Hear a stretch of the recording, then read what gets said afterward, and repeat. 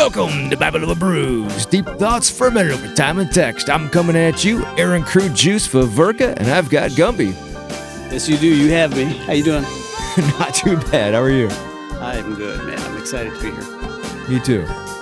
I've got David. Morning, afternoon, I guess. And I've got Ed. Good afternoon. How are you gentlemen today? Good. A little overwhelmed. But we're on day 3 of being licensed by the state of Ohio, and we're rolling. Things are going. We had prepared ourselves. In fact, when we talked, we passed the inspection. You know, they were kind of rolling their eyes. We're like, when are we going to have this? And we were kind of preparing ourselves for as late as September. So we're happy to be here, but we've been scrambling. That's awesome. And right before the eclipse. So Yeah. Yep. I mean, I called down to Columbus 9:30 on Monday. Said, hey, just sheepishly, is everything okay with our file? We all up to date? They're like, oh yeah, everything's right here. Oh yeah, you're good. Hey, I'll send it over to the examiner. 3:30 in the afternoon on Monday, the examiner emails us, issuing the license. We're like, oh no, now we really got to get going. And then I really didn't expect it to happen that fast. The state of Ohio did a really nice job moving things along. I might have tickled it a little bit, but you know, we're here. Here we are. all right, hats off to Ohio. Yeah. Well, it's very clear that the people doing the inspections, they want it to succeed. Yeah. They're not the people that are like, take delight in denying you or make them bow or they were extremely helpful. Both are, we had a license. We're just expanding. Expanding, yeah. We had the same experience across the street, but that was during the pandemic. And we really didn't know what to expect with licensing, but I think we were 3 months from ink on the application to granting, which is not a bad time. And there was plenty of stuff to do in between, so it's been okay. So yeah, so today, we're not open today. Don't have a Sunday license, so catching our breath and taking stock. But the week begins tomorrow in earnest. It's our first full week of open 100% operations. So we'll see how this goes. We're essentially having our home opener the same day the Guardians are having their home opener. Yeah. And the eclipse. And the eclipse. Yeah. And to back that up a second, we are at Brownhoist. Yeah, that's where we're at. It's Brownhoist Cider House. Our cidery? It's called a cidery, but we're the Brownhoist Cider Company. We affectionately call this building the bunker. Nice. Because it Because it looks like a bunker from the outside, and the original tap room across the street we call the cider cellar. So Perfect. we either say I'm at the cellar or I'm at the bunker. We know where everybody's at, Nice. I like it. Or the orchard. or the orchard. It is super cool in here. Well, that's because we paid architects top dollar. Architects being Ed and I. Yeah, The architects that we talked to, you know, we didn't do much. You know, it doesn't matter.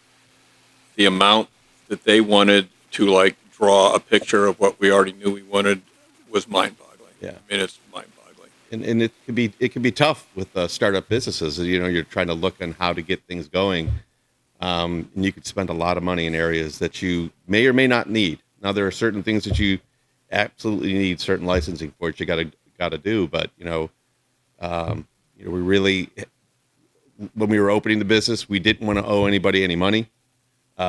We didn't want to have to bring in investors, and we wanted to be able to call our own shot where we wanted to go. A lot of people were saying, you know, you got to have sweet ciders, you got to be this, you got to be that. We had an idea what we wanted to do, and so far, shockingly, we're doing what we wanted to do. What we want to do. So it's working out pretty well so far. That's awesome. Well, I have to say, this is a big improvement. I actually wandered in here a while ago when it was still mostly concrete. Yeah. Oh, really? I didn't know that. Oh yeah. Oh, wow. Yeah. It was cinder block. Yeah. Cinder block and polished concrete floors. That was about it. Yeah. And there was 2 gentlemen in here, and I was like, what is this becoming? And I said, you need to go across the street and talk to him. Oh, those are the contractors over here. Yeah. Yeah. So that's awesome. So first off, so that way our audience knows, You two gentlemen, who are you? Well, we're criminal defense attorneys, and we did. I'm trying to retire. I'm not that good at it, but I'm getting there. This is retiring. This is helpful. Sorry, this is helpful. And we, particularly my concentration was in, death penalty, terrorism, that type of stuff, and I just got to the point I couldn't do it anymore. Wow. So I was a criminal defense lawyer exclusively. From the minute I graduated law school till now, and I'm down to 5 cases now, and I hope I'm done by the end of the year. Yeah, and I'm a little jealous. I've got about another 10 years of practice in me, I think. But I'm pretty much exclusively criminal defense. Okay. Don't have the ability to do terrorism cases like Dave did, but I've done capital death penalty cases for most of my career. And I carry a full docket, so I'm pretty much working 2 full jobs these days. And I will be practicing law from all the way out to Youngstown, all the way out to Toledo, and really anywhere. Shout out to Youngstown. Yeah, right? Ooh. Four corners, or how many corners Ohio has. I think I've been in just about every county there is. But I still do enjoy it, and I enjoy representing people and helping people out. And but I've always done something else. My wife reminded me of this. You've always done something else. So this is like the 4th iteration of Ed doing something else. Ooh, That's fantastic. If you got to do something else. You're a Youngstown guy? I was born and raised there. Yeah, my family's from Hubbard. Yeah. All right. Yeah. In fact, there was a Downton golf course in Hubbard, and, Yeah. and that was our family. And there's a street that that's my Irish ancestry settled in. Oh wow. Going on. So, yeah, so we have a cemetery with lots of us there in Hubbard, Ohio and stuff. Like I saw your eyes light up when you said that. Yeah. I don't. Mountains are sprinkled all over. We are. Ohio. We have a lot of stones over there. I don't admit it too much, but I'm from Youngstown. Yeah. That's awesome. Sure, there's plenty of work over there to keep you busy. Well, there's plenty of work everywhere. Yeah. I quit enjoying it. That's why I do it. I didn't enjoy it anymore. I had it. I couldn't do it anymore. I just literally can't do it anymore. And when you want to quit, everybody wants to hire you. I should have pretended to quit 10 years ago, but That's when you got to raise your prices. And Ed and I are both bad business guys. That's one thing we do. We probably could use a business manager, but I was gonna say I could drink to that. Well, we're giving. Yeah. So you'd be going after the serial killer, and you the Unabomber. He's probably chasing a mafia. You're both, yeah. Yeah. Oh no, I've represented those guys too, Yeah. and Youngstown Mafia too. Yep. So I There's a can tell few you out things there. you probably don't want to know. No, yeah. We'd have to change the names Yeah, that's if we're going to tell the I stories. think but I've yeah. tried everything from an illegal U-turn to a death penalty case. Wow. Yeah. What a spectrum there. Right? Yeah. Yeah. So cider has been a fun, not a distraction, but a release, an avenue for us to explore different parts of our beings, brains, our ideas. Allow those things to work themselves out. When some of the best days are days out at the orchard, getting ready for during the growing season, getting a chance to go out there. It's beautiful. Especially if you get days like these, sunny days. You get out there and you spend 3 or 4 hours, and it just goes by in a heartbeat. And that's a unique thing to bring up because you have your own orchard. Unlike most cider houses and cideries, you own your own stock. That's correct. Yeah. That was it purely by accident. What I was trying to get out of the business a while ago, and I just got to the point. Too much tragedy, too much death, too many victims, too much blood. I am so bad now. I can't watch Kenny get killed on South Park without turning my eyes. I just can't do it. I got to the point I can't do it. So a law clerk of mine's brother wanted to do grass-fed beef, and he was quitting a corporate job in D.C. and had gone through some rough times with the divorce and wanted to come back, and he's going to do grass-fed beef. To hell with all this. So he talked to me, and I found on federal bankruptcy court some land in near just a couple miles east of Hiram, and was able to get it. And then he was going to lease it and raise cattle there. and which happened, except for he was so successful that he had an opportunity to buy like 100 acres, and so I let him out of his lease. I wasn't going to stop that. But then I was just stuck with this. I didn't know what to do with it. I knew there were a couple of trees, but you have to understand it. No one had done anything to it for 25 years. It was just blackberries, literally 30 feet high, all sorts of Brandel, hawthorn trees, wild oak, sassafras every place. You couldn't see anything. And I knew there were a couple of apple trees. So I talked to a neighbor who said that at one time there was an orchard there, the family, for a long time. And there had been some peaches too, but the fungus had killed them and they just gave it up. And so I looked around and, again, there was no roads, no paths. We're just following where the deer go, to be able to get back. And there were a lot of couldn't get to them, but there were a lot of apple trees. So my wife taught at Tri-C, and so I could take courses for free. Okay. And so and the apples were old. They're not sweet. You're not going to sell them on the side of the road. They're marked, and so I took it, and that's the logical thing. Well, Ed founded the Cleveland Bourbon Club. And so he has one of those pallets where he can tell you not only where the cornfield the corn came to make the bourbon came, what row it came from. He's one of those guys. I hope so. I don't know. Thanks. So I talked to Ed because I said, Ed, you know anybody that interested or hard cider I can give apples to, because I have 23 acres and I have all these trees. And it's like, well, how many trees do you have? And I'm like, why? He goes, well, I was thinking of starting a hard cider company in Brooklyn, but it was just so expensive to get started. I gave up the idea. And I said, well, I have trees, and I had the old building.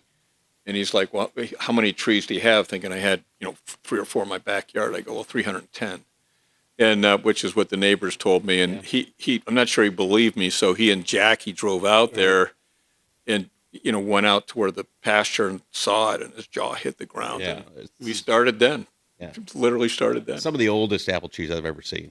They're real life, full grown. Yeah, the youngest trees. The youngest are 50 years old. And they're like, oh wow, yeah. And the apples are really, really good variety. And so that was August of 2020. Yeah, I walked out of my last murder trial in October of 2020 before the real shutdown of COVID. And Dave had been collecting apples, and we did our first pressings across the street in the basement, where you literally had to walk around in a circle to press. the old Amish hand crank. And then you would crank the screw down to press the apples. Yeah. So I think to make like 20 gallons, you would, if you were on the press, you would walk 20,000 steps. Yeah. To make 10 gallons. Put a stick on it and just walk around like, they tie a goat to it, the old thing, and that's really how you do thought, it. This is highly inefficient, but we were just testing it back in October of 2020. And I had started making hard cider for my family because we found commercial ciders to be too sweet, and we really didn't enjoy them. Mm-hmm. And you could find them, but they were hard to get. And so I was one of those guys who made craft beer at home, and I was like, I could pivot and make hard cider. You don't have to cook anything. This is easier. And so we started making it at home just for my family. And I had already drawn up a business plan, how much money you're going to need, how much fermenters are cost, rent and licensing. I knew what the nut was to just jump into the business. And, Dave was completely unaware of this. And we had tried cases together in the meantime as co-counsel on the same case. And when he asked me, I'm like, "You're really asking me for somebody who knows how to make hard cider?" And I'm like, "That's me. What do you have in mind?" And I guess it was just kismet. It's just meant to be, and it was a really good opportunity. So in that fall of 2020, we really looked at the feasibility of revitalizing the orchard, freeing the trees, and then are the apples going to be a good source of juice for making hard cider? And I must have gone through 7 or 8 different styles of yeast, and everything I threw at the juice, it was some level of good or better, like, good. And everything worked out really well. So we harvest We crush, we press. We do not pasteurize because we go from press to fermenter within hours, right? So we're pitching yeast on that as soon as it comes out. So there's very little chemical treatment for pasteurization, stabilization, preservatives going in before we start fermentation. So as close as we can get to that fresh pressed juice going into the fermenter, that's really our goal to do. Very good. On every We batch. weren't a company yet. We hadn't. We just Yeah. we had 5 to 7 gallon carboys, and we wanted to repeat recipes and try things, and so we didn't become a company until 2021. We were just kind of figuring out how to do things. Yeah, I think we applied for our federal license to produce in February 21. Right. That was granted in June of 21. And then the state of Ohio license took a little longer during the pandemic. And I don't think it was until February of 22 that we got our state license to sell our product. But the delay was good because it really gave us a chance to understand what we were going to produce, how were we going to produce it, and what scale was going to be economical for us to, first of all, learn this industry. We didn't know anything. And I think... And I knew less than he did, so that and if you ask us now, there is not one thing that we do on a daily basis that hasn't been changed since day one. I mean, we've learned so much just going through this. Everything has changed. Things that we thought we weren't going to do, we're doing because they're more efficient, and stuff we had never even thought of, we're doing now. But it's been a really good experience. It's been really good to help us learn, and I think we're both genuinely curious people, and we enjoy the challenge of it. That's cool. Man, pushing through COVID to do this. Oh, yeah. Wow. in some ways it was the ideal time. It was ideal time. It was easy because we had so much free time. We weren't selling. We Yeah. weren't ready to sell, so I was down cleaning the basement. The building that I had, I sold a year ago, was built in 1880, and the dust and I mean, it was just, there's still dust down there. If you turn the bass up too loud on the stereo, the dust will fall into your cider down there. Very cleaned and scrubbed the walls. Yeah. Yeah, wow. Yeah, it took a... So we weren't ready to sell anyway. So we kind of, used the opportunity, and our court business was down. Mhm. So we had a little more time to spend on developing this. And the other thing is that, I'm at the end of my career. Ed's nearing the end of, our kids are gone and through college. So we don't have the financial pressure. Like Ed said, we don't owe anything. We don't. But we didn't have the financial, we both have wives at work, and we don't have the financial pressure to make money right away. And so we didn't rush in to get something out. Most people don't have that luxury when you start. Yeah. So we were lucky, and we were aware of that. We had a lot of time to really refine those initial products. And the one we have in front of you, the base product, our base cider, named after David's public defender nickname. Yeah, I can't remember whether we said this on or off the air, but my last name is Doubt. Well, my friends in the business call me Reasonable for Reasonable Doubt, and Reasonable doubt. And love I it. Way to a told Judge not Quint, guilty the verdict. federal judge, when I told him I was not going to take any more federal assignments, and I was done, and explaining what I was doing, and I mentioned that my nickname was Reasonable, well, he fell on the floor laughing, and this is a judge who never laughs. And he was, Yeah. thank God I didn't have another case in his room, because he would have never let me forget that. Yeah. So we must have changed the recipe on just our base cider, Yes. from the yeast we use to the temperature that we ferment at over the course, how long we hold in conditioning and clarification agents, things like that. That all changed before we even got our first label to can it. So, that was like an easy 12 months. That was a whole year just to get to that understanding of where that product is, because it's one thing to make a good cider. It's another thing to repeat it and then to scale it up into the hundreds and thousands of gallons. So, we are once you get into this industry, which is kind of a nice thing, and people in the industry view you as erstwhile and legitimate, they will share their knowledge with you. And so Couldn't be better. People have been better people. incredibly helpful Yeah, for I us. mean, just like local craft brewers and vintners, and just, hey, if you need this. Look us up. Our friends down at Goldhorn Brewery over there. Yeah. They clean our kegs for us. Oh, I love Goldhorn. Yeah. They're like, hey, They just carry clean our it. ciders. They carry. Yeah. In fact, they sell more blackberry cider than we do. Yeah. We've done podcasts from there. We've done. Oh, right? Yeah. Yeah. They're great So people. they're great people. They're concerned about being a good citizen in the neighborhood as we are, and it's really nice to meet people like that. And people can't be any more helpful. Like people at the Noble Beast, they came down Yeah. and brought their entire staff to Yeah. try everything, and just neighborhood, and we really appreciate that, and hope to return the favors. We are in a very rich area for craft Yeah, we are. we are. breweries. Yeah. Yeah, for so sure. so Reasonable Doubting, our base cider was born, and it's just essentially started out life. Our fresh apple juice. There are nutrients for the yeast to eat.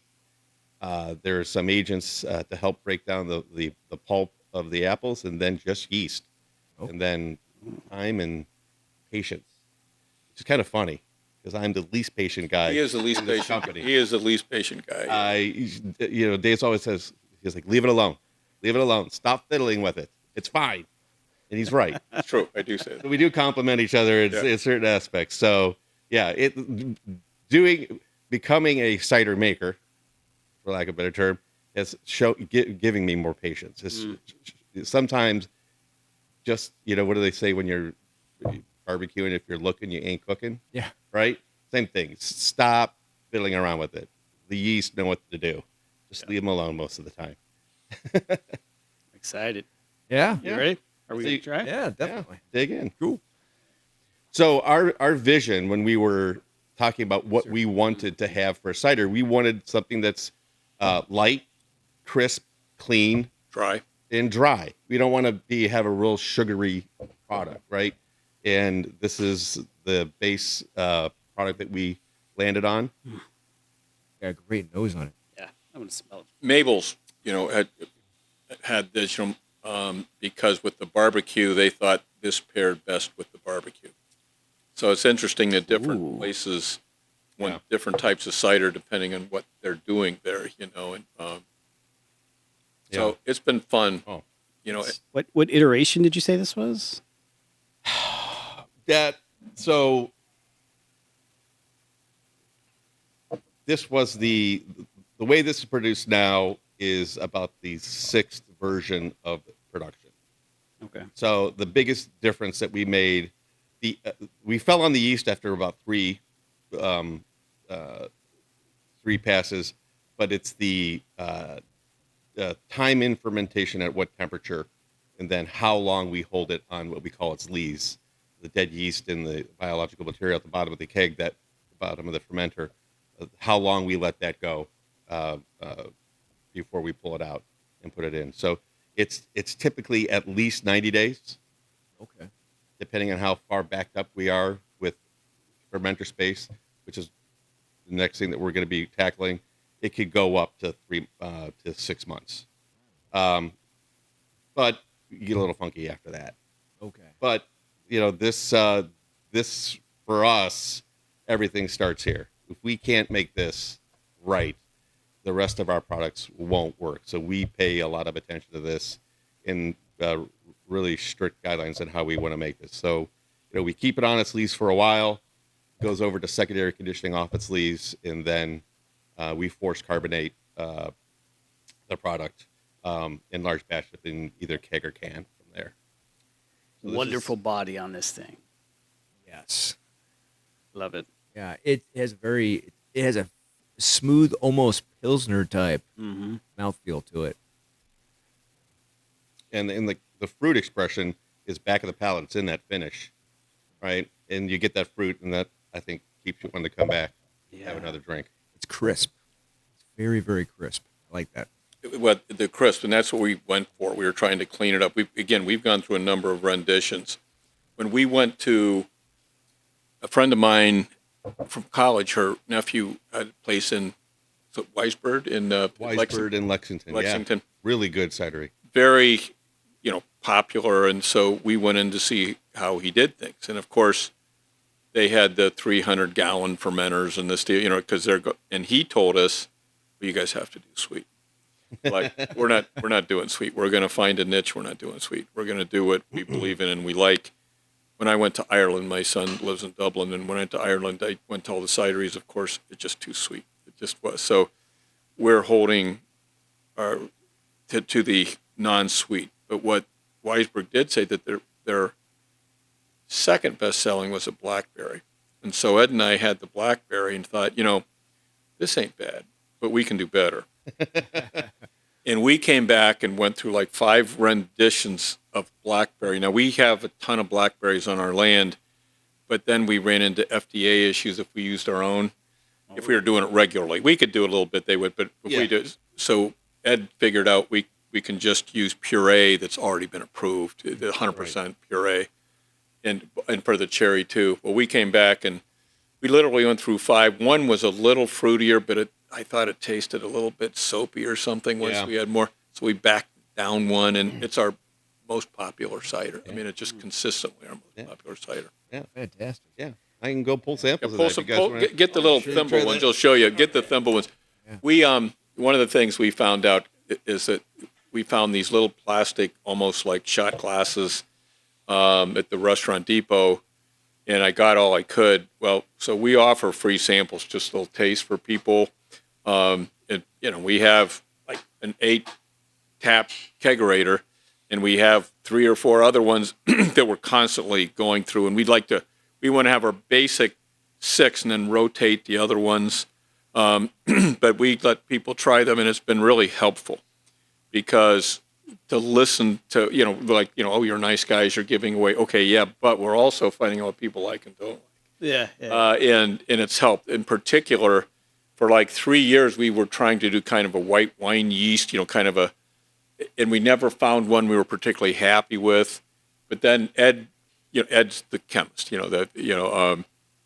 I'm a good taster, but Ed does the recipes. But we launched on one now that's kind of Chardonnay-ish. But my point I'm making is that we went by giving people tastes all this time before we did it. We were able to come up with what we think is now this is the blackberry. These all have about a 6.5 ABV, Oh, wow. just naturally. We learned the hard way. If we put anything other than just yeast, if it's over 7, it's a wine and not a cider, and we're not allowed to call it a cider. Oh. And so we had a couple that we added a little bit more, and we're like, what do we do? And Ed called Shaxberry, and they said, oh, we just put, we dilute it with dilute it with water. But, Find a nice spring water, and you're good to go. It's fine. You're 5%. Yeah. Just like that. Yeah. I'm not so It sure was I that would do easy. that. So we adjust for ABV on the front end, but only if our sugar content of our fruit is too high. And naturally, it's like a 6. Yeah, naturally we're close. We're naturally out of our orchard. If we're harvesting at the right time, we're like a 6.5. Yeah. Just the juice alone. Later in the season, as the carbohydrates convert more of the sugars in the apples, like you get in late October, early November, we'll get pressings. We'll average a 7.1 ABV, and one we just don't want to be that high.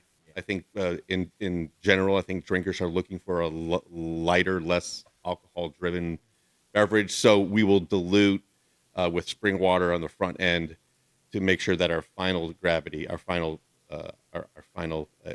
alcohol content is 6.5. We will not add sugar on the front end to bring it up. We will adjust our labels. If we're going to be 6, we're 6, but we don't want to give people added sugars in the product if we can. That's why we do purees and not syrups, because puree is just the puree of the fruit strained, and then that's it. There's no sugar added in. Okay. Man, you are the Doesn't need chemist. it. What's that? Doesn't need it. No, it does not need it. Does not need it. So the blackberries really came out really nice. It's got a floral essence to it, which I really was not expecting. I thought it was really berry-y, but there's more of a floral aspect to it than I really was not expecting. I mean, the nose itself, when you're, It's almost lilac-y. yeah, It I is. was gonna say it has more of a flowery. That's right. fragrance. Yeah, it's interesting. That's the pleasure of the job That's has so been good. how many hours we've spent Tasting, tasting, smelling. yeah. And Ed's taught me, again, I was like, it tastes good, but I was not good at dissecting like this. And I've learned, I've learned by doing it, and then, if I can learn, anybody can learn and stuff like that. It's, That's awesome. yeah. But it does. It's light. It's flowery. It has a feeling of being sweet without being overly sweet. And I think that's what you just nailed it, and write what he just said down, because I know. we need to put that in. Yeah, Those are better than we can describe it. So That was really we good. want a copy of this so we can put it down. Okay, we were trying to explain that. I think that's public use. I don't think I have to pay him for that Yeah, either. he did it. He did it better than you and I have ever been. All trying. yours. But you nailed it. But just Yeah. better words than we used. Yeah, I mean, yeah, there's nothing wrong with sweet when it's attached to the right fruit component, right? Yeah. And that's really what we're going for. So when people come in and they say we want sweet, the first thing we said, well, then you may not like us. I mean, it actually says on our website. you Yeah, know. I mean, but we're here to convert people. I mean, we actually, Which is why, yeah, to that point, so we got this how we wanted it, but we went through a lot until we both agreed on it. So to the conversion thing, I want to go get you now our latest one. We have two latest one that we came up with. And one is a take on the Moscow Mule, which is a Cleveland Mule, the mule which is the gingery or orangery. Ginger lime. Yeah. And then, but the War Deer, which is jury selection, it's kind of what the yeast, the It's white a wine French yeast, white wine yeast. Yeah, and it's Chardonnay-ish, buttery, and so people say I don't like cider. We'll say, oh my God, this is good. Now on the other hand, like last night, we had a real cider person in, Oh. and he's like, well, this isn't cider. Like, this isn't. He was almost offended. He's like, because no, this isn't cider. This is wine. This is wine. It's a good wine, but it's not. Yeah. I trust us. It was made with apples. Yeah. But that's fine because we've tried very hard to make. Like we have a bunch of samples, and again, we give them away because we want the feedback. It's been really good for us, but we want to be distinct. We really want to have distinct flavors. And again, since we're not in a hurry, and part of it we couldn't be in a hurry because we couldn't go any fast, we've been able to do that. But I want to get you the. It's almost a gateway to the dry, because it gets you there. It gets you there. Write that down too. Okay. Yeah. Yeah, because it introduces you to the idea that you can be dry without being boring, right? It has that nice feel to it. It's softly sweet. And I could drink this with my wife, and I say that because she doesn't drink my whiskey or bourbons. She just doesn't like that stuff. I mean, and she doesn't like wine because she gets drunk too fast. But she won't see this. with this, she would definitely like this. Speaking of wives, Yeah. this is what the white wine drinkers, again, the person last night who loved the basic ciders, but that was almost an affront because it's too wine-like. He was kind of smiling, but by the way, his wife loved it. So that's what we give people who come in, and we develop this. We have this stuff in bottles. So, our first year we tried it, we still have stuff in bottles over there. Yeah. So it's kind of uncider-like, but on the other hand, it fills a need, if you will. Yeah. Yeah, that's good. And it has that very slight citrusy flavor to it. Yeah, I think that's right. Yeah. Yeah. It kind of like the citrus notes on a really nice stainless steel Chardonnay. Yeah, exactly. That's fantastic. But Ed labored over this one. Yeah. Because we were almost, Yeah. Many carboys. Yes, that's correct. Going through stuff to figure out what's going on, what will work. And yeah, it's sometimes the answers are obvious to you because it's a yeast that's readily available in front of you all the time.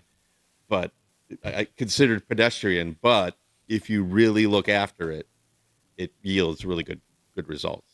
So, sometimes the obvious answer is in front of you. To steal Gumby's words, this would go great with fish. Oh, It is. It is. It really is because it's light and it's crisp and it's why you drink white wine with fish. That's it. But it's even a lighter one. It's not like Riesling sweet. which I like. We've really tried. I could see this being especially good with, like, say, a good pollock or whiting. Yeah. Well, write that down. Wish our church would use this for communion. Go up twice. Father, I've been sinning all month.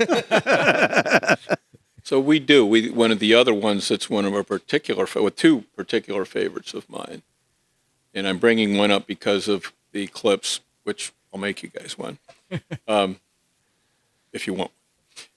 What we have, basically the reasonable, and we'll put it in 1-year-old bourbon barrels, and we'll leave it from 4 to 9 months. Yeah. We ferment in the barrels. Okay. So a lot of beers and other products will say barrel aged, bourbon barrel aged.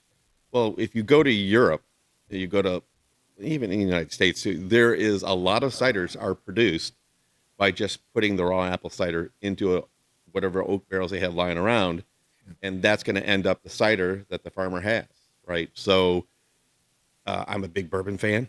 Yeah. Love bourbon, and you can get, bourbon barrels flying around everywhere. I mean, there are more barrels of bourbon in Kentucky than there are citizens in the state. So, there are a lot of empty barrels, and they can only use them once. So we get those barrels when they're fresh. So they're tight, and we put the apple juice in there, and we do pitch a proprietary yeast just a little bit to get things started. Cap it, and we don't even think about touching it for at least 3 months.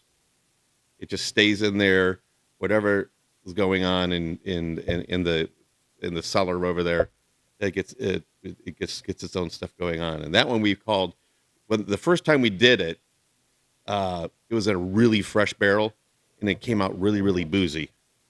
And I think the first person, I didn't remember who it was. First person who drank it says, "Woof. If you drive home and get pulled over, you're going to have to take the fifth on this one because, it's pretty boozy." And so they named it. We didn't even come up with that. Somebody was like, "Yeah, this is going to get you in trouble." So we have that can here. No, it's on tap. I know, but I was going to show them. Oh, yeah, we don't have the. So Yeah. the bourbon, take the fifth. Yeah. And then on our designs of our cans, just playfully, we'll have, the basic design, the Brownhoist, there's an arch in the front door where we made it. Ed did, he's up on computer stuff.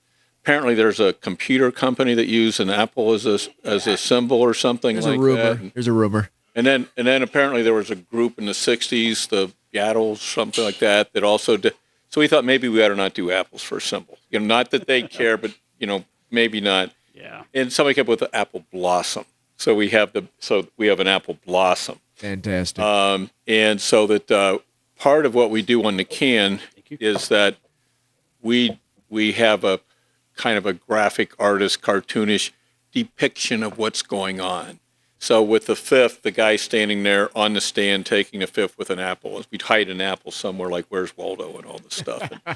And for the reasonable doubt, and everybody's running out with their hands sharing because it was a not guilty verdict. And for the adjournment, people not courts out for the holidays, everybody's running out throwing papers in the air because we don't have to, So we sit around, sometimes drinking bourbon, maybe not, maybe so, coming up with the ideas for the drawings. We go for a bunch of, renditions and stuff like that. That's a brilliant idea. That really is. So that's kind of fun. As somebody said that, hopefully it'll catch your eye and to find out where things were.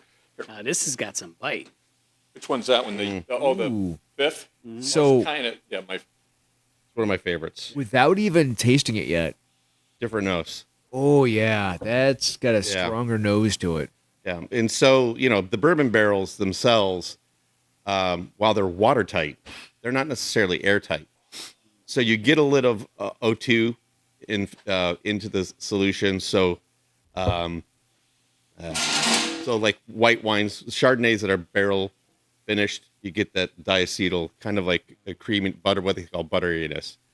A little butteriness on that from that effect. But what's really cool is what the other sugars that are in the oak wood do. It has a non-apple fruit taste, but it has a fruit taste. It does. This is phenomenally beautifully balanced. It's a buttery, slightly citrusy, more appley. More appley. Yeah, we were going a little more appley. What I like about it is that it does have that bit of butter on it. Mm-hmm. Roundness. Yeah. It's A little bite on the back of the palate. it's you could taste that was in the bourbon barrel. Yeah. It does have. You can taste there's the a lot oak. of oak effect. Yeah, on I was there. gonna say you can taste the oak. It's it's Yeah. But like on the fifth, it's kind of batchy because the barrels were all kind of different, but it's consistently, I think, on the finish of that, the fruit I get is like a baked pear tart. Yeah. See it. But I hate suggesting. I know we don't. We're all to do it. that's one thing about flavors. Everybody's highly suggestible, so I don't like the. Yeah. But that's why I want to take your words. So to give you an idea, so what our designs, and again, it's fun. So we kind of have a basic tagline of "Celebrate with Cider," which we can't believe nobody else was using. But our specific tagline is going to be "Hoist a Hoist." Oh, So you like can it. see it in the stuff. So right now we have kind of a graphic designer. Now that we're over here, Yeah. kind of coming up with designs. So the Brownhoist, the original one with the crane is up there, and we're thinking, well, maybe something with the crane holding a can. So we're going through a bunch of renditions. But our basic cans, like this, so this is the Nolly, this is a cherry. Nolly is like dismissal. We misspelled it on purpose because it's Nolle, but everybody'd say Knoll. So, so that's like so we put Nolly so people say it correctly. and also like reasonable doubt, and it's not my last name. No, they'd be Doughton or Doughton or so we spelled it, Dobti, so people get that right. And then there's the depiction for the Nolly, the dismissal.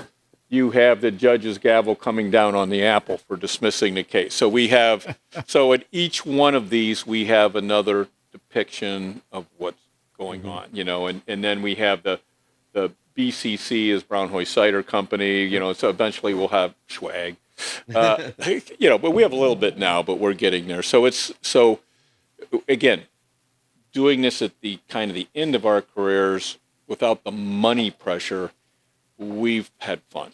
Yeah. We may have had fun anyway, but not worrying about, again, if we don't pay our rent, maybe I'll evict this, but maybe I'll give us a break. So that. It seems like it came at the right time. I think we did. I think things worked out as they do. Like I spend, Ed's as I jokingly say, he's Dr. Frankenstein. I'm Igor, but I do the orchard. So I was out there this morning till 1 o'clock because we have about 60% of the trees.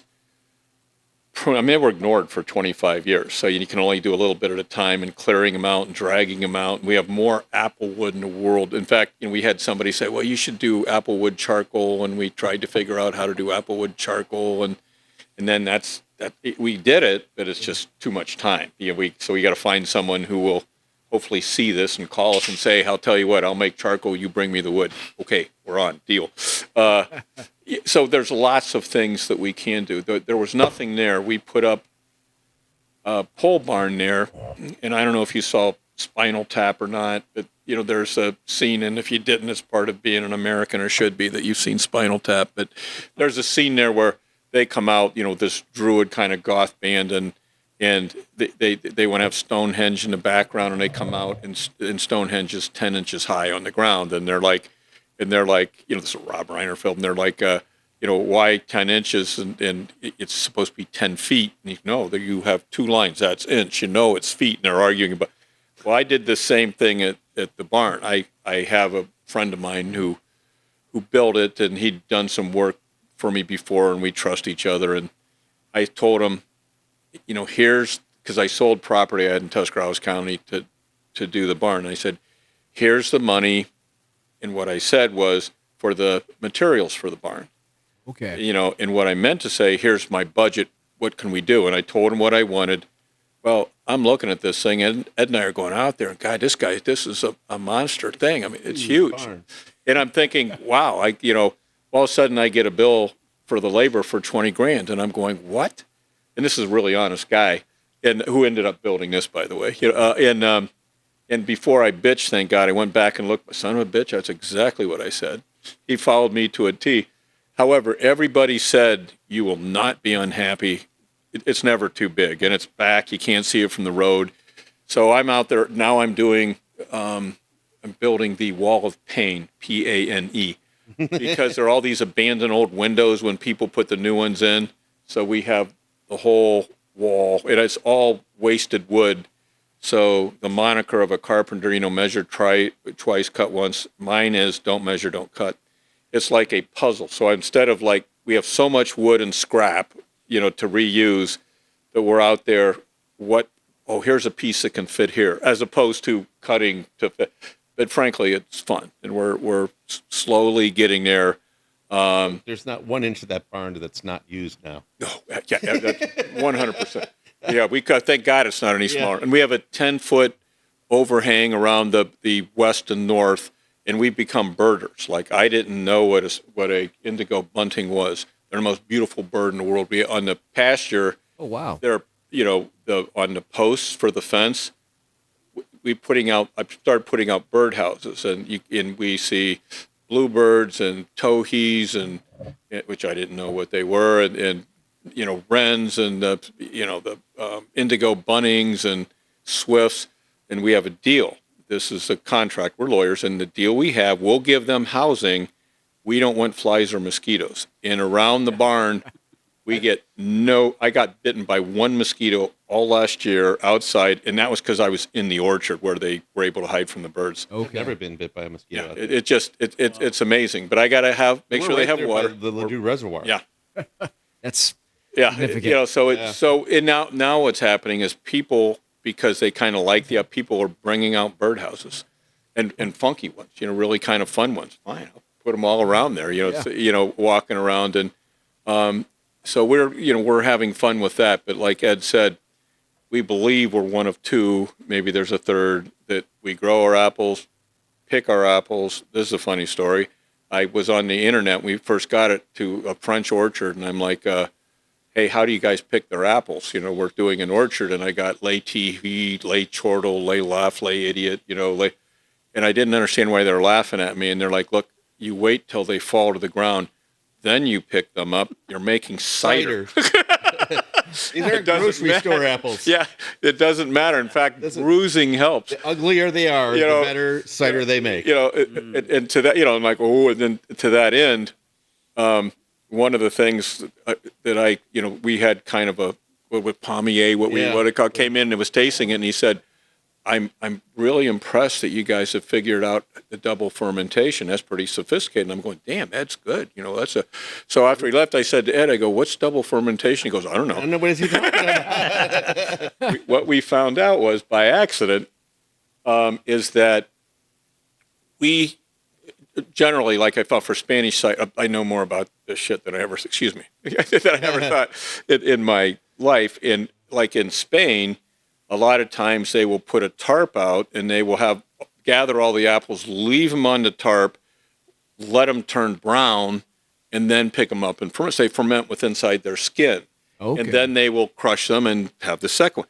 We didn't know any of this. We had all these apples we brought in. We both got busy. Yeah. They just sat there for 2 or 3 weeks, and unfortunately some fruit flies, which people complain.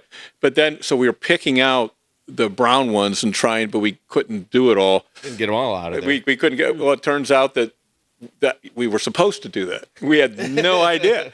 So so now of course we can do that if we want to. But we had no, and that's the type of things that, like Ed said, we don't do anything the way we did before. Yeah. Happy accidents. Yeah. Well, it made a really, really nice cider, but we didn't know how we got there. No.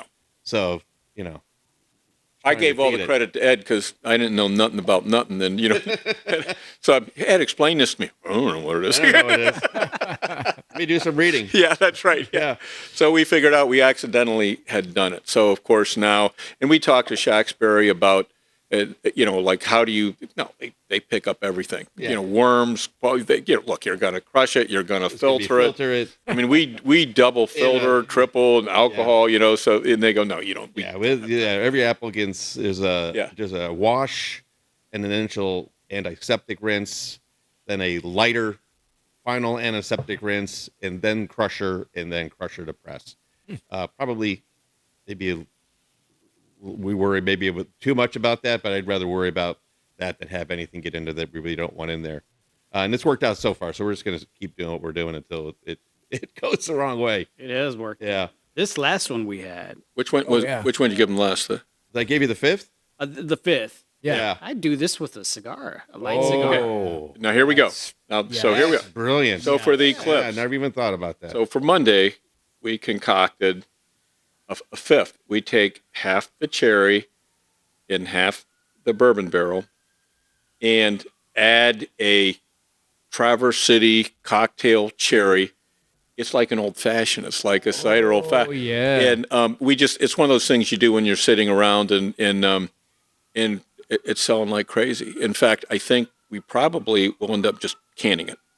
Figuring out become a regular thing because we had it's people in last night. One person ordered it, a second person ordered it, and by the end of the night, it was outselling everything. with the table that I had here. They wanted flights and samples. Well, they drank that last, and they wish they'd have drank it first. I'm glad they drank it last because they tried everything else. So that's kind of, we don't have any rules or procedure. We both are free to come up with ideas. There's no preconception of where the limit is supposed to be. No. Right? We don't know. Right. Which is a good segue to what you got in front of you now. Okay. This is a hard left turn. Oh, are you doing the cider? This is a palate destroyer. Wow. Explain this. Is a dry hop, thiolized, genetically modified yeast, dry hop cider. It's my homage to the New England IPA. This is it smells. And it has, I haven't tried it yet. It's a little bit smells of dried like grapefruit peel in it too. Okay. So it has El Dorado, Summit. I always blank on this. Amarillo, El Dorado, Summit, Amarillo hops. It has a thiol powder that's made from the dried skins of New Zealand Sauvignon Blanc grape, added to pre-fermentation of the solution. Which also adds to the fruitiness. Yeah, and then I use a genetically modified yeast that is specifically modified to attack the thiol molecules that are both in that Sauvignon Blanc grape skin powder. We'll be tested on this tomorrow. In the hops to really just bring out the other citrus and tropical fruit flavors on that. We're going to push this. Mm-hmm. I'm the not all, but most of the crazy ideas. I want this to be the challenge to the mimosa and the Bloody Mary for the breakfast alcohol. That's a brunch cider. Brunch cider. That's a brunch cider. That'll go with your bacon and eggs any day of the week. This is very interesting. The fragrance is IPA. By the way, this is the hung jury. Just so you know, okay. This is the one we couldn't decide if people would like it or not, so it became hung jury. That's the depiction you get on that can. Oh, brilliant! That is a hung jury. That's the board jury sitting there. This was the third product other than just a basic cider that I started messing with, and I really love New England IPAs. The way those brewers are able to work with the hops and the yeast and all the other adjuncts to get those flavors to come out, and they're not. They're magicians doing that stuff, and I really admire how they do that. So, studied a lot of articles by brewers and talked to several brewers on how to treat hops in fermentation, and so we're putting those practices into work and hoping to get the most out of that product. But I really enjoy this. I find myself going back to drinking this more and more. This is so good because you have the IPA nose, and you actually have the IPA bite. Yeah, but it doesn't have the bitterness. Yeah. So it's insanely well balanced. Well, we played with a number of renditions, as you said. And the palate is all a little handful of dried grapefruit. Yeah, that was just going to bring up. Yeah. Okay. Because we decided, and we tried with and without, but we decided to avoid what you were talking about, to add the peel to bring out that aspect of, because it smelled it anyway. Yeah. And it really worked. Yeah. It really worked. Yeah. Yeah. It's like I said, you taste the pininess without the bitterness. Yeah. And so, you're going to get that bitterness and on the palate, more fruit flavors on the palate in a New England IPA because they're pitching hops in a hot wort. So you're getting oil extractions that you don't get in a cold fermentation. Okay. So those flavors aren't available to us. So we had to find a different way to express those flavors in the cider other than trying to cook it out of the hops. And who knows, we might batch, 30 gallons of cider and pitch some hops into a hot liquid just to see what happens. But I don't know. We have no preconceptions of that. But it's so far where we're at now. We like this product. There's always a tweak possible in the future. I'm open to suggestions. This is my favorite. We without with the peel, then went without, and went back to it with a little thing. Yeah. This one's your favorite? At times, yes, because it's just different. Because They're all our favorites, they're all our babies. But no, the fifth in this one, I seem to be drink and the most of. that's it with me. Okay. I'm not, although everybody else does. I'm not. Again, the cherry and the blackberry are good, but I actually prefer these. But hey, if people want to buy it, great. We're trying to really find something for everybody, and so far I think we're hitting the notes and getting there. One of the aspect, frustration which we've done right, thank God. We've been very cognizant of our limitations because we didn't want to. We're going to triple or quadruple the size of our fermenters, but we didn't want to do that because we got over there from moving them from the basement across the street was just impossible. Yeah. So our next move is the fermenters will be to the ceiling and by the fall. Yeah. Okay. We'll need ladders and we'll have to have a deck to get in and out of those. But, so our eye is to what is repeatable, what is scalable. And I think our understanding of how these recipes work, we feel pretty confident about. We're doing them over and over for 3 years and tweak them. So now we're ready to update production. Yeah. We're comfortable. And the other thing we've learned, and thank God we've done it right, at those businesses and restaurants that have been loyal to us, we've had requests to use our cider, but, as I jokingly say, I learned that you have to grow the apples before you can have juice. Yeah. So we have to be very careful that we keep our inventory for those who've been loyal to us, like Fat Cats, like Lava Lounge, like Toast, like Mabel's and now Goldhorn, that we are making sure we have theirs. And people can come in here, but we're not expanding yet. And maybe somebody will be angry because we say no, but we're going to be loyal to who is loyal to us. So we've been very careful about that. I don't know math, and Ed doesn't know math, but we kind of can look at things and figure things out. So yeah. So far, so good. Yeah. So far, so good. We did have a period where we ran out of Reasonable Doubting for about a period of 4 weeks. Yeah. Okay. We had sold out so fast. It was very, very concerning moment. Right. Because you're looking at, okay, I have nothing to sell. That's a good problem to have. Production will be ramping up production big time this fall. And there'll be more product going out the door, hopefully, going out the door. So you two are wearing all the hats. Yeah. Oh, we have on our website, like Monty Python used to do, head chemist, Ed, head janitor, David, Chief mechanic, Ed, head dishwasher, David, orchardist, David, lawnmower care, Ed. Delivery driver. Delivery driver. Oh my God. Mostly Ed's in charge of deliveries. I'm assistant deliverer. God for the because we deliver a sixth of a keg of sixtels, the craft size barrels to the restaurants, which you can sling those around fairly easily. Mabel's has gone to a half barrel. That's 15 gallons. It's like close to 200 pounds. A full keg. And you got to go down 2 flights of Steps. stairs into their basement. And I'm like, hey guys, I'm going to leave this one here on the Yeah. front. Can you make sure it gets downstairs? They've been very kind to do that because the distributors carry everything right down to the cooler for them. And, but yeah, we really do everything. And, you know, I'm a criminal trial lawyer, and Dave snuck a picture of me. You can find it somewhere. I'm got one of the brush mowers up on jack stands. I'm greasy. My head's underneath there, and I'm changing hydraulic lines or something. And you know, you have to YouTube. YouTube is the You can greatest find feature in anything the on world, YouTube. but you have to learn how to do this stuff because We can't afford. you can't. mechanics.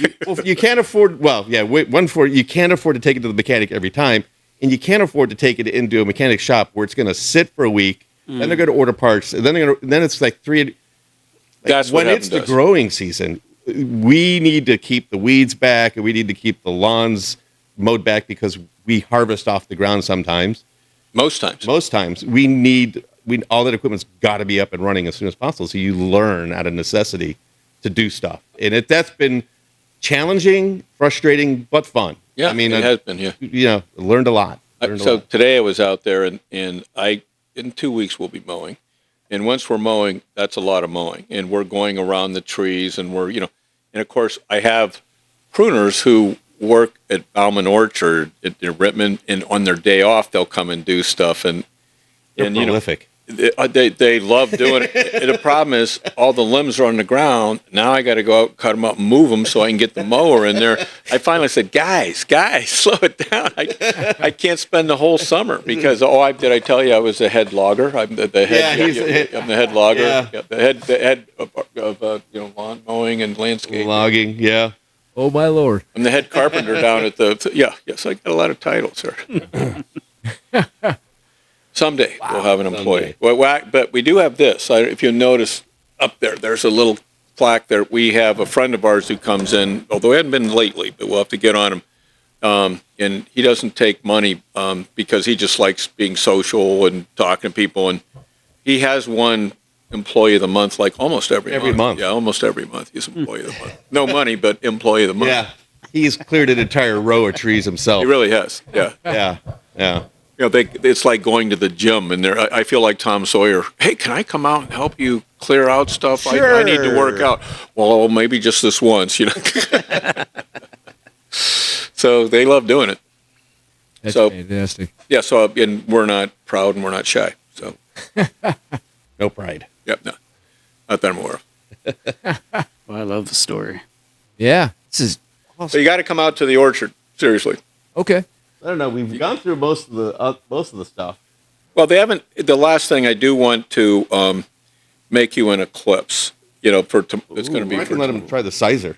Oh, try the sizer. Yeah, try the sizer. So you want to do the sizer. We have 40 hives out there, and we do have somebody who comes out and takes care of them. He's a beekeeper, and He's also a lawyer. he's also a lawyer, also a defense lawyer. Really? But he used to be a prosecutor. I'm not sure that counts. Anyway, but so he does the bees, and because it turns out that the two best nourishment for bees, honeybees coming out of the spring are dandelions and apple blossoms, which we have unlimited of both. And so he uses it, you know, as a business, a honey business, but because he has his hives there, I had 6, he has 40 now. Because he has his hives there, we can have as much honey as we want, you know, type of thing. So And we made a sizer, which I think is like 5 gallons of 5 honey. gallons of our apple juice and 5 pounds of his fall honey.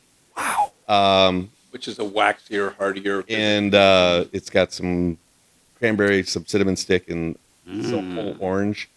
Came out really well. It's a product that we eventually will put in there, but it's, you know, we're just kind of deciding whether or not this is what it is. So the sizer is a mead hybrid. Instead of water to dilute the honey, you put it into cider. So I'll go pull samples of that. That's fascinating. I'm not a crazy meat guy. You know what I mean? Like, it's okay, and I just always thought it was kind of, you know, watered down honey. You know, I wasn't big on it. You know, some people love it, but I was not one of those. Okay. And so we decided to try it with the apple juice. And at first, we're like, eh. And then we went away for a couple months and pulled it out after letting it brew, if you will. I couldn't believe the difference. So I was kind of astounded. And so I didn't even think it needed to be carbonated, and said, well, let's carbonate it a little bit. So we did, and I'm actually pretty pleased with it. We did kind of the same thing with an Applejack barrel, and we had some leftover cider, so juice actually, and just put it in this, old 53-gallon apple barrel, and that at first, and then we tried it the other day because we were thinking, are we going to throw it out? And all of a sudden, oh no, we're not throwing this out. I was bowled over how good it was, and it's been like in there for like a year, and all of a sudden it turned our way. So we're so kind of one of the things we plan, like we'll have cans and stuff, but we want this to be what you guys are doing. Okay. People come in and we just have unique. We have a Spanish cider. Didn't you say somebody tried the Vargas, our Spanish cider, and was like, this is how it's supposed to be? And I don't know what Spanish cider is supposed to be. But we made it the way that you're supposed to make it, but we weren't crazy about it at first. But that may be another one, Ed. We just let it age longer, and it just needed longer than we anticipated. So, but we'd love people to come. What do you think of that cider? I have to tell you, it's right. It has the nose of mead. It does. Right on the top. I mean, I haven't even sipped it yet, but it has that meaty kind of fragrance to it. A little bit of floral. You can smell the honey right on the top of it. And without trying it, just smelling it, I'd say, try it. It's that's good. mead. Right, and it is mead. I mean, it's mead, as Ed said, with apple juice instead of water. Ooh, wow. That was my response. He had the same face I had. Wow. I wasn't expecting what I drank. In a good way? In a good way. Okay. Oh, yeah. Because I'm not crazy about mead, and I was like, I smelled like, oh, this is mead, and it's a little bit sweeter, a little bit, smelling it. And then when I took a taste, I was not expecting what I tasted. That's really good. So many things going on. Yes, there is. Yeah. He can explain what it was. I just said, wow.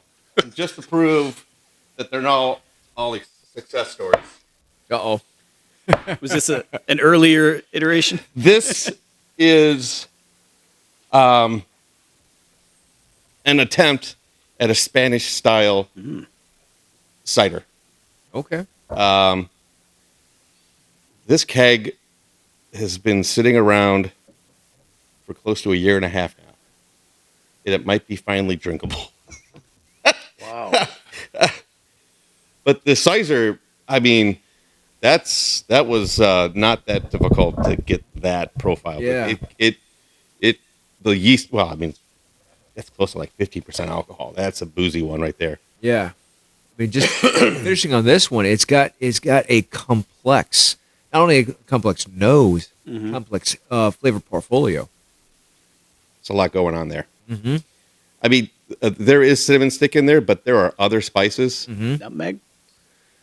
But there's no nutmeg in it. The fall honey is so flavorful that comes out of those hives at the orchard that I probably didn't even need to put cinnamon stick in it to get those spices to come out. It's that honey. The honey is the star of that one. Yeah. And just raw from the hive honey. You got a jar here, I'll break now. I do taste the honey, but the cinnamon is nicely accented. Yeah. Yeah. It's not Not too much. It's not overt. Right. It's very well balanced. Yep.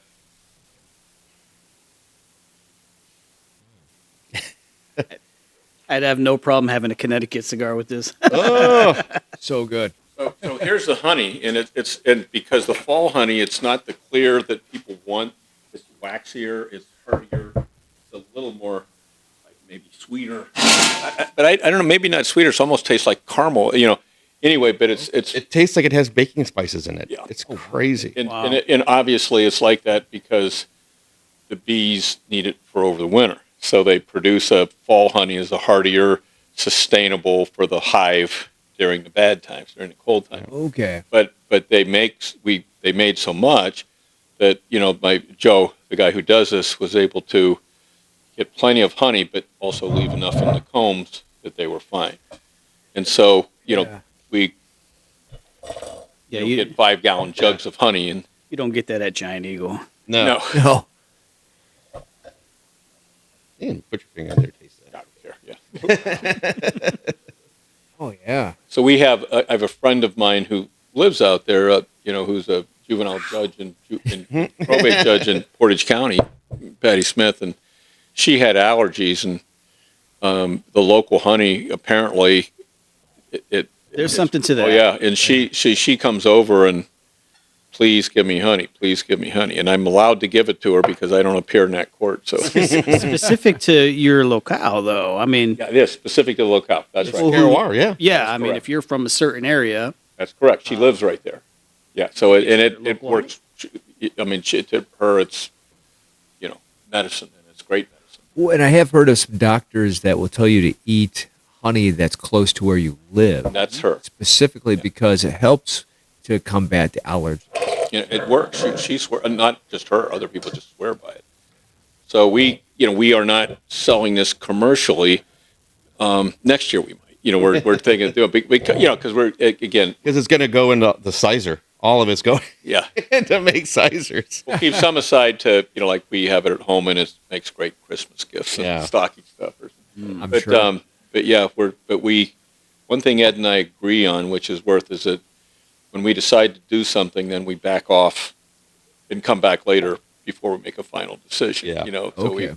we've made, believe me, there's wisdom in that. 100 Yeah. mistakes, but we've avoided a lot, or the mistakes we've made haven't been as bad. Yeah, we've been able to shoulder a couple of them. That's right. Yeah. So, unbiased opinion on this one. This is not. Spanish one? This is this product is we are undecided, completely undecided on whether or not we're going to go forward on this Our one. first was negative, but then we've been kind of, wait a minute, something's happening Yeah. here. So this is 100% barrel fermented ex Chardonnay casks from California. Yes. Okay. There is other than the Saccharomyces yeast for the conversion, there are several other bacterias that are pitched with that initial yeast to mimic the wild fermentation that you're going to get in Spain, because they only will sometimes just shove gauze in the top of the bunghole Really? in some of the cideries over there. But it is not quite a wild fermentation, but an attempt to mimic one, and I'm not sure. Yeah, Whoa. Yeah. what's going on It's changed a lot. Every 2 months we'll take it. It's different every time. there? Yeah, Oh wow. Wow. So the nose right up, it was so strong, right? But the flavor, I gotta tell you, it's very citrusy, very citrusy. Maybe we should do it as a sangria yeah. or sangria base. I mean, if I didn't know better, I would say you had added lemon peel to this. Yeah. There's nothing but juice and bacteria in there. Wow. Is that what you're getting? Yeah. Yeah. I mean, Yeah. I like it. But the woman last night really liked it. Yeah. Yeah. So I mean, What I would do is, man, if you marketed this as an adult, as an adult lemonade, I would know no difference. it's very acidic. I mean, there's a lot of acid going Yeah. on in there. Yeah. And I would drink that as an adult lemonade. So we don't have a name for this yet. Well, the Vargas, we can call it the Vargas. Yeah. Yeah, but I don't know if Ed wants to put his name on this one. I'm just so conflicted over it. I didn't It like is it a- at first, but it is a I'm coming stark around. departure. I mean, there's a lot of stuff going on in there. I would definitely just say that it's out of character from all your other ones. Right. Yeah. So Purposely. Purposely. Yeah. Purposely, I mean, we did that on. We made the conscious decision we were going to do. decision. Yeah. Yeah. There is one of the chief enemies of fruit fermentation is Brettanomycin, and there is a large portion of Brettanomycin going on in this particular beverage, which I didn't know because I didn't know anything. Very difficult to control. Okay. in fruit fermentation. Now, brewers will work with it in secondary fermentation when they're making Brett beers. But we were working with it in that porous barrel where a lot of O2 can get into. And so happy accident? We're not so sure yet. It reminds me of a warhead. You ever have a warhead? Oh, very well put. Sour candies. See, Yeah. I was. Oh no! you I mean, put now I wasn't sure. Now I know what you're talking You about. put it in your Yes. mouth, and sweet it's not tarts. first much of anything, but then I know. it builds. Yeah. Yeah. And again, the lemony thing, I that was shocking to me too, because it didn't have that when it didn't have the sour originally. No, it was kind of bland. Yeah, so this has been conditioning, sitting away in a dark corner for close to a year now. I was prepared because when we moved over here, I was prepared to dump it. Right. We just I was prepared to dump it. I pulled the CO2 valve to release the pressure off the keg, and when I smelled it, I'm like, wait a second. Stuck it in cold conditioning, called Dave, and we're back to square one again. Yeah. Is this something? I was going to say, you said warhead, which is aptly put. I was going to say a dry key lime. I'm getting a dry key lime. But what we would like to do, you're being a great guinea pig for us. One of the things we would like to do is we would like charge a set sum and have people come in and just do tasting. Yeah. So let's say they pay, $50 a piece, and we let them taste everything, just samples, something to eat, explain what everything is like this, and because we really do have fun with all the varieties and the happy accidents and including we would give them stuff like this. We're not. If you'd have told me 4 months ago, like we had some in bottle, and I'm like, this was. And then we're like stunned. I told him we had the same thing in the Applejack barrel, where we weren't sure that was tremendous. So we really would like to have people try a little bit of everything, and particularly people who don't know ciders as well, that come in and explain it, or and we love when the real cider people, you can tell them immediately. And heck, they've educated me. What am I saying? Which is great. That's fantastic. So that's one of the things we like. We don't want to be a restaurant. Right. We'll have stuff. We don't want to be and we don't want to be a bar. Eventually, we want to get our liquor license because we would like to do, like we've done privately, Applejack, which I hadn't even tasted with the reasonable, and we're going to call it a reasonable Jack, and it's really Reasonable Jack. Yeah, it's really quite good. We can't do that yet to sell the public Because we don't have the until we have. But eventually, we want to go there. But we don't want to. Don't come in and get a gin and tonic. But if you want to come in and get an apple margarita, or cider and rum, or a reasonable. Yeah, we want to be able to do that eventually. Yeah, but this is like a lot of our spare time is spent trying to figure these things out. So we got 120 gallons of it. So I do like it. Don't get rid of it. No. Yeah, Well, we kind of made that you want to back the decision. car up? We wouldn't say no. Okay. So if you see a label on this one, come back. It's coming around, and maybe it just needed time. Yeah. Well, learning, the learning, and we actually said when we were discussing whether we should jettison so we could use the stuff, and we said, what are we in a hurry for? Let's just let it sit. Yeah. It's not getting any worse. Yeah, and it wasn't getting funky like spoiled or anything, and so we let it sit. So lesson to be learned. Yeah. Well, first of all, I think it's too acidic for anything to live in it, but it's pretty. Like when you talk about like key lime, that's a good pull. Very, very nice note. Thank you. That's what I'm getting. I'm getting a dry key lime. Yeah. Yep, which I'm a big fan of. I have 2 favorite pies, and one of those is key lime. So, So you tasting more of the key lime pie or like the key lime fruit? more on the key lime fruit side. Like if you were to take like the key lime that you use in the pie, that's what I'm getting. Yeah. That's really nice. Yeah, I like it. It's sharp, but it's nice. Yeah, and it has always been sharp, but it's never been nice. It always just kept smacking you until now. It's maybe the age. I mean, letting it, condition more is really what it needed. Again, patience, right, is not my is not one of my fortes. I want to get things out the market quickly. Let's go. But something like this, I think, is probably going to need a year, maybe a little bit more, to get to a drinkable spot. And those are the type of things we're learning on a daily basis. Yeah, and it makes it fun. I like it. It's again, it's one of my favorite pies, so I'm going to enjoy it. All right. Well, hey. Yeah.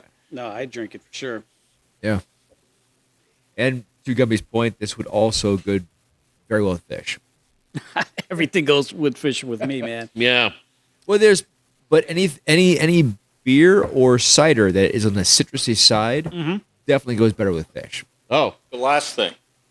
That's this part. Here's our. You don't drink it all, but I just want to make a little sample where we have the fifth, the cherry, and the cherry. and the cherry, the Traverse City real cherry, cocktail.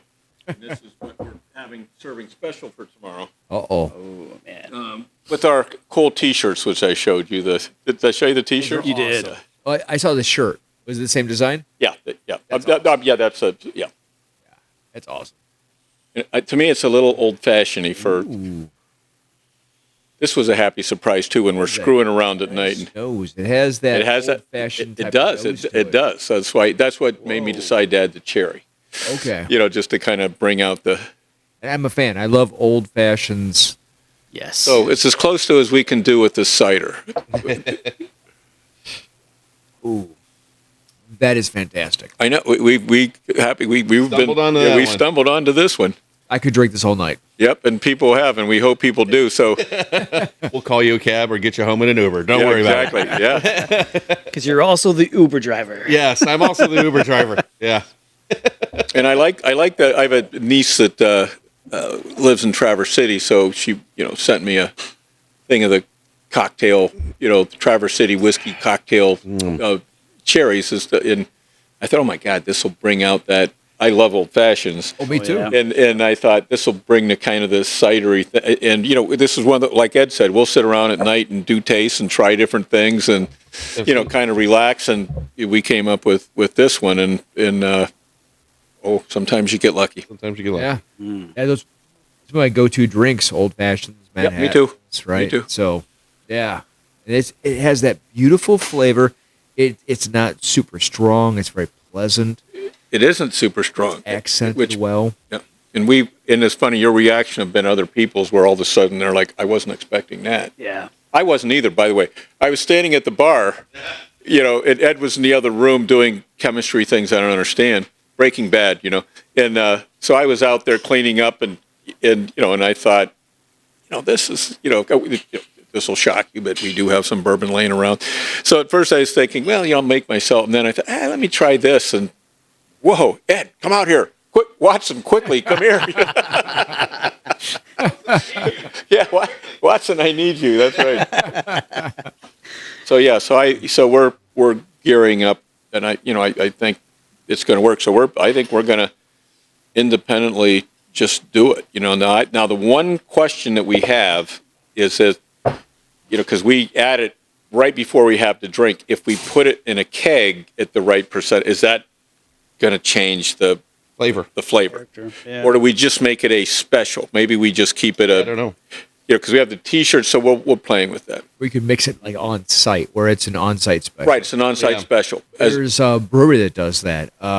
Collision Bend. Yeah, we do. Yeah, sure. Yeah. Goat leg.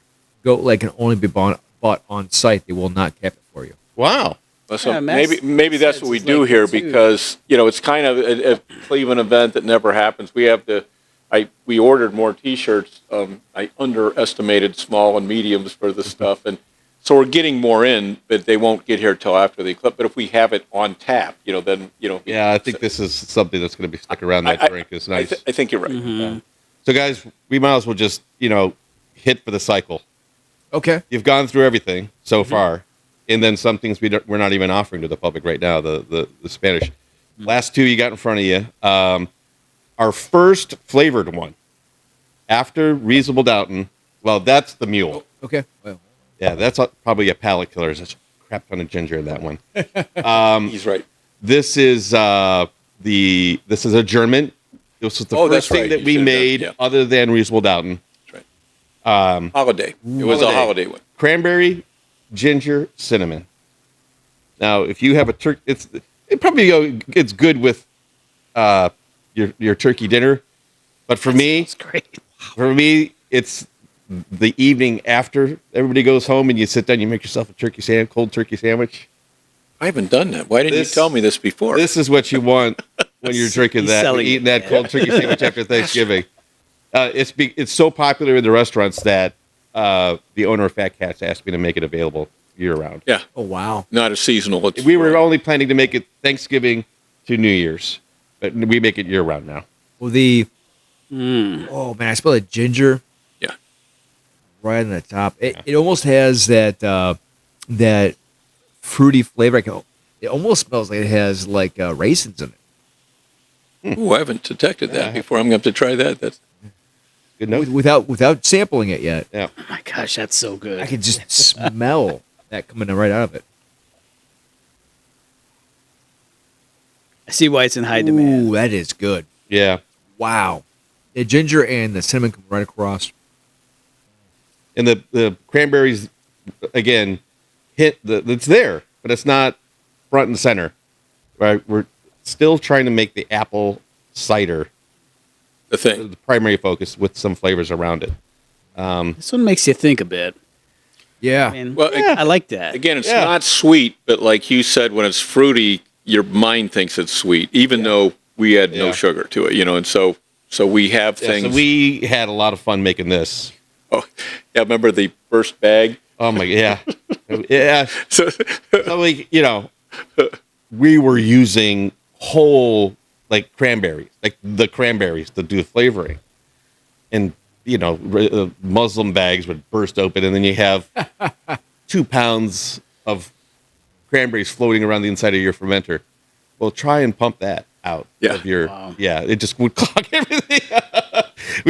There's got to be a better way. So This may be the best holiday cider I've ever had. oh, appreciate that. Yeah. I mean, it would accent any holiday beautifully. Yeah, you're right. I could taste this during Thanksgiving or Christmas right alongside my meals. Yeah, the wine replacer. I mean, we designed it that way. That was what we meant it to be. It was, yeah. Because we had made Reasonable Doubting. We had it. We were heading into the fall. We were drinking Christmas ale, I think, probably too much that night. I'm like, I think the wife's got a couple bags of cranberries back at the house. I'll be back. Yeah, I had a few nights where my wife is like, "Why are you getting home at 1 o'clock?" I said, "Because I'd have been arrested if I come home at 11 o'clock." Yeah. And it's actually surprising because it does have that. I swear, it's got a little bit of accent of like a raisiny flavor to it. No. It's fantastic. And then I'm going to have to try it. I get Yeah. Yeah. I like raisins. Well, it's good. It's a good profile. Yeah, I could definitely have that right with any of my holiday meals. That's fantastic. So overall, when we're tasting through ciders, we tend to look for things that present like a really clean, fresh, bright, dry profile. We don't want anything to really weigh you down. The hung jury might eventually weigh you down, but it's still pretty light. That's Right. that's Sunday in vacation brunch. Right. Yeah. You can be weighed down. And so only thing we haven't tried is the Cleveland Mule, which is brand new. All right. Leave a meal. Cleveland Mule. We don't have a label for this yet. We're designing one. But it is essentially a Moscow Mule on top of a cider. Just smell it.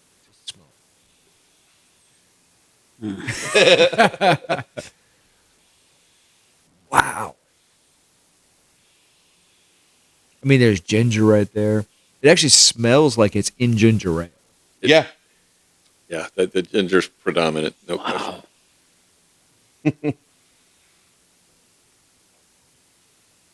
That tastes just like a Moscow Mule. Yeah. But Ed did this when he came out. He goes, "Taste this." He goes, I think I got, yeah, he goes, I think I got it. Got this one. And he doesn't normally do that. Okay. He usually comes out and is like, well, I'm not sure. This one, he goes, oh, no, taste this one. I got this one. How did you do that? That's great. That tastes just like, I mean, it is right on Moscow Mule. Yeah. How did you do that? That's a proprietary secret. I tell you, but he have to kill you. You can torture me and I wouldn't You know what? I can't tell you how to get it, but I can tell you where to come buy it. Yeah. Oh, nice. That may be a new tagline. Right? Shameless plug. Holy Shameless cow. plug. That is awesome. Didn't I tell you we had no shame, pride, or anything? No pride, no shame. Yeah. I mean, that is dead on Moscow Mule. He came. That's It's the fantastic. only one of all his recipes that he came running out to me saying, okay, I nailed this You one. got to try this. I nailed this Yeah. one. Yeah. I wouldn't know the difference. I mean, this is fantastic. Yes, we have an old fashioned, a Moscow Mule, a Chardonnay. Hey, Yeah, it's- and so this is on top of reasonable doubt. So it starts off reasonable doubt, and then we start adding ginger and lime to the mix. So it starts off dry, and tart and clean, right? We're not altering the recipe to put on that one. We're just trying to make sure we have a good base going in, and then looking to balance the flavors out, and not overkill it. The first one I brought about is this is less than the first one. yeah. We've dialed back on how much ginger we get in there. Yeah, the first one was Over the top ginger, over the top ginger, yeah. but it was good. Yeah. I mean, I But like. we tend, as you might imagine, we go to over and then bring it back a step. Yeah. We really have done that consistently. We'll go, how far can we push it? Okay, this is too far. We'll go back a step. Right. And we've done that consistently. With Right, stuff. looking for subtle flavors or Yes. good flavors, Yes. but Moscow Mule is hard to get subtle because it's supposed to be like over that top pepper, gingery, Yeah. really nice. But Yeah. Wow.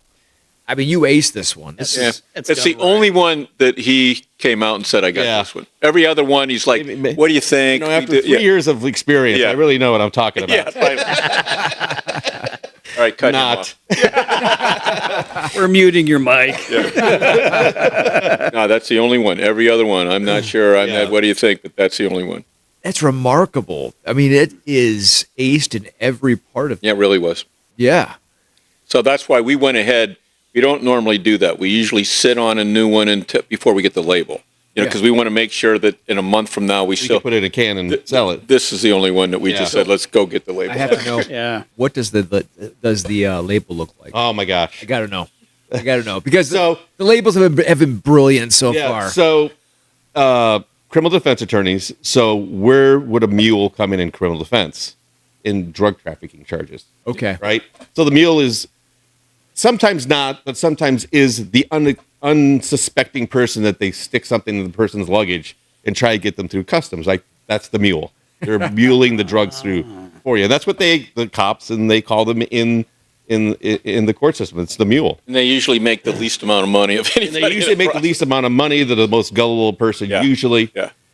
And so the label will be depicted as a mule in a grandmother's dress sitting at the defense table as the police officers testifying from the stand, pointing an accusing finger at the grandma with a big pile of drugs in a suitcase on the witness table. One way or another, most mules, not all, have been taken advantage, for their boyfriend. Yeah. They're not like criminals at heart. And typically, Right. the Yeah. criminal defense system treats the mule with less culpability than That's true. than I think other that's people. true. Is that different than a patsy, or is that the same idea?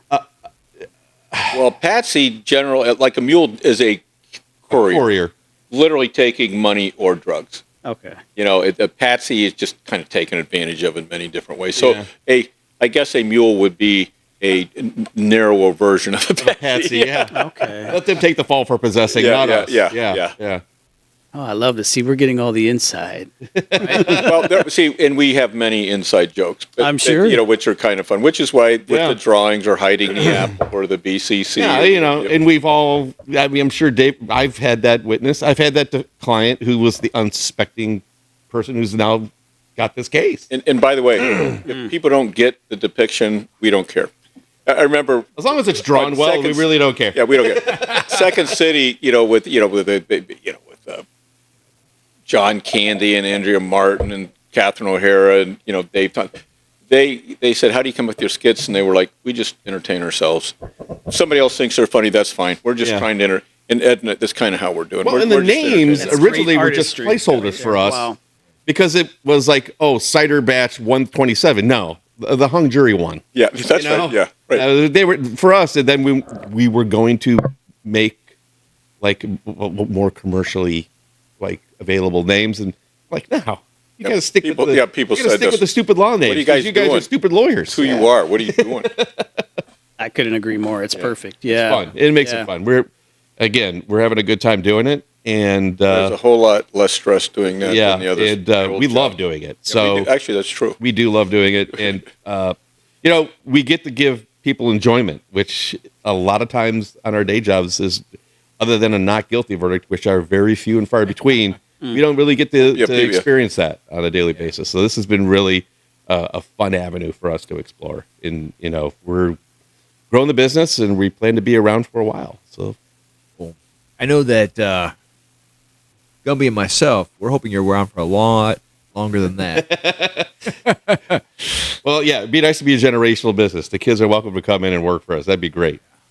This is fantastic. My Lord, this is We really You're appreciate amazing. you Saying that. coming in. Yeah. That's Yeah. because we really were kind of low keying it until we got here.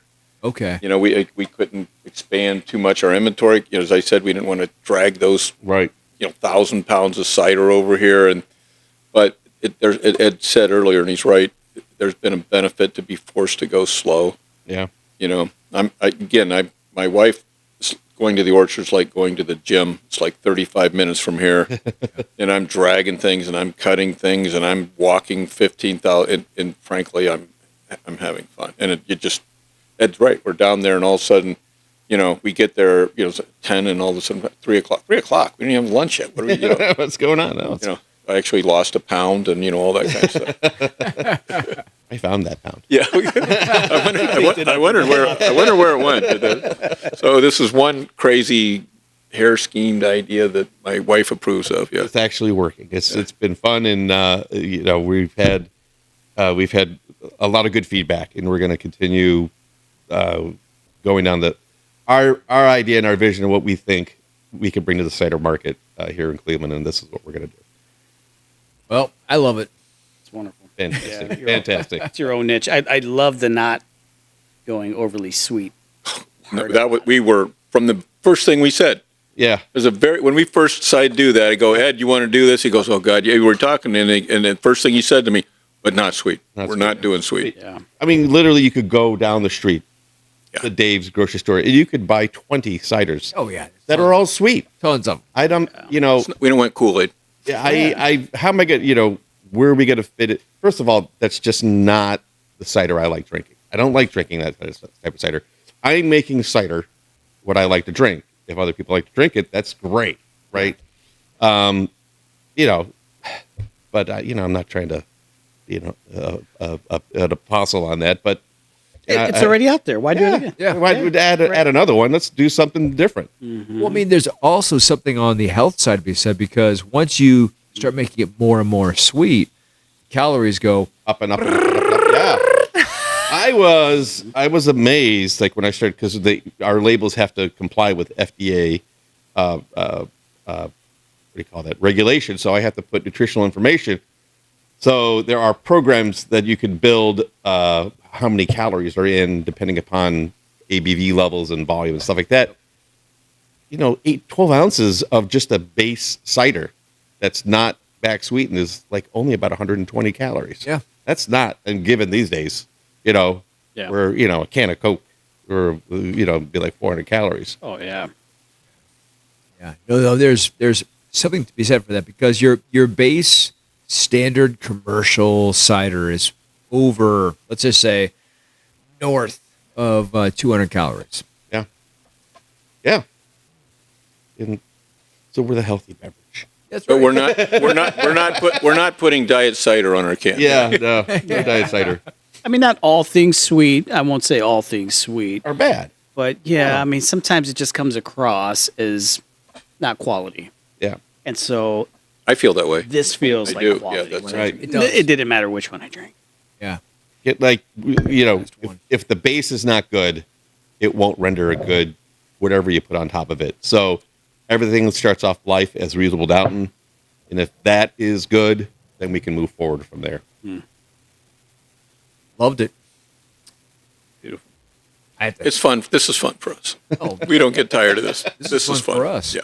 How much time you got? We got another 3 or 4 hours. We can keep going. It's poker. It's poker night tonight. Poker So, night. yeah, Oh, well. It starts at Poker 6. night. Yeah. There you go. Yeah. You guys got about 5 minutes. No. Yeah. Well, I mean, first off, I want to thank you for letting us come in because you haven't like fully opened, and so we want to thank you for letting us come in, especially on a day when you didn't have to. Yeah. You're not actually open today. Nope. This is fantastic. But it's the best day to do it. the best day to do it. Timing wise, it's great for us. Yeah. Yeah. We do feel priprivileged to. Yeah. Well, thank you for coming out. So that's the and I'm first glad off. you guys Well, enjoyed it. you're the first guys to talk to us since we opened. So Yeah. that's, Well, thank you for that. yeah. Yeah. No, we appreciate it really. Yeah. Gumby, last words. Well, I wanted to pick each of their brains really quick. Let's do it. Okay. Let's do it. Take away. And you feel free to decline, but we are a interfaith podcast Sure. as well as a brewery podcast. But so I don't know if you guys have any religious background at all, or any faith type background, or Well, faith, yes. Organized religion. perfect. Expand on that. Well, when you do what we do, Yes.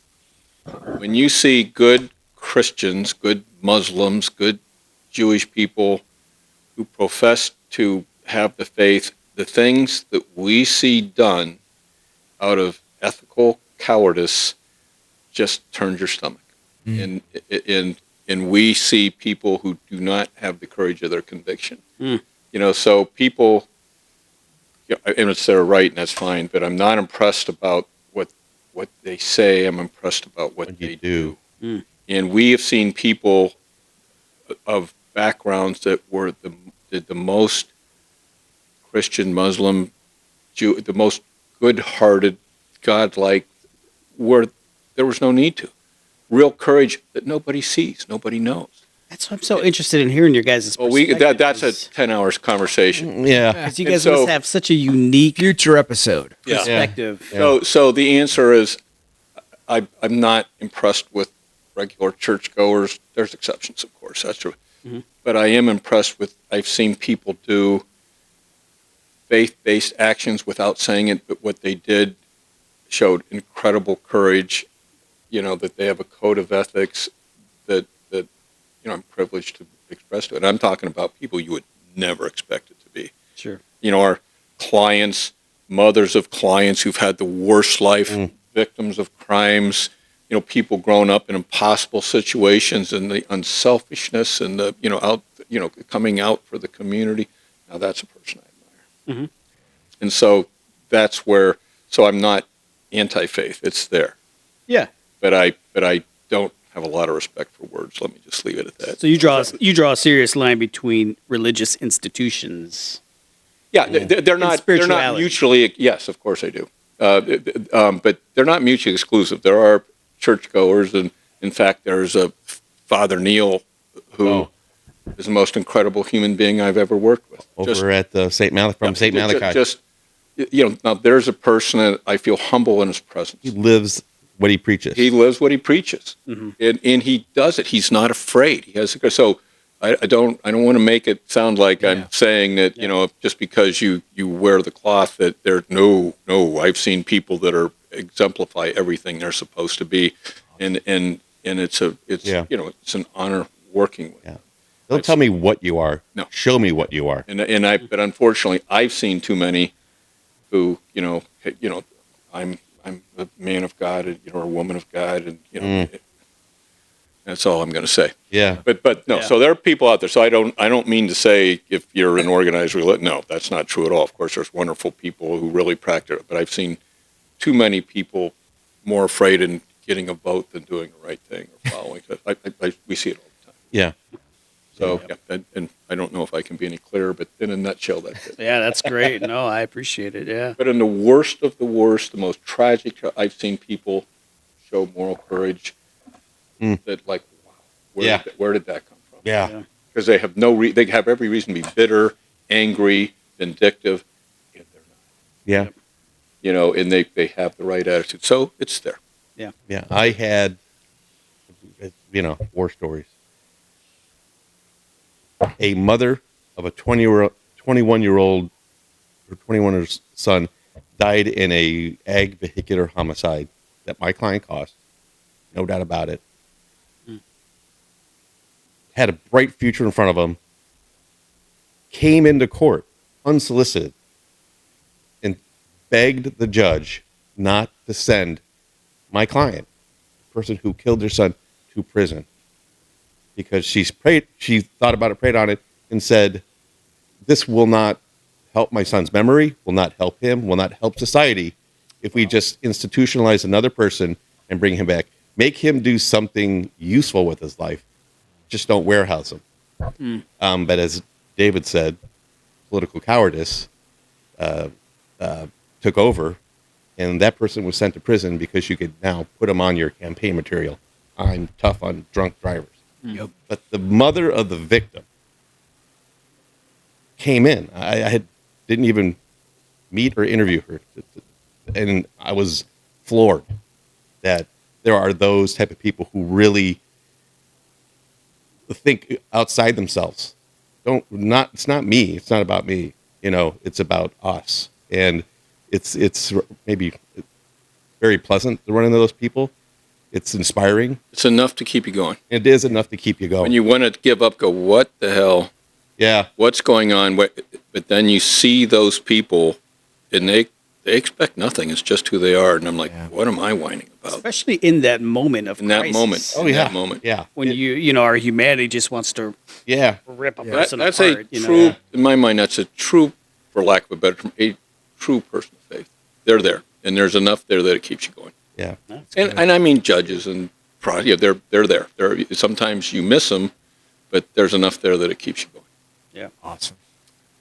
Yeah. Beautiful stories, guys. I appreciate it. So, wow. where can everybody find you online? Oh. Brownhoistcider.com. Yeah. Brownhoistcider.com. They Google Brownhoist Cider, comes right up.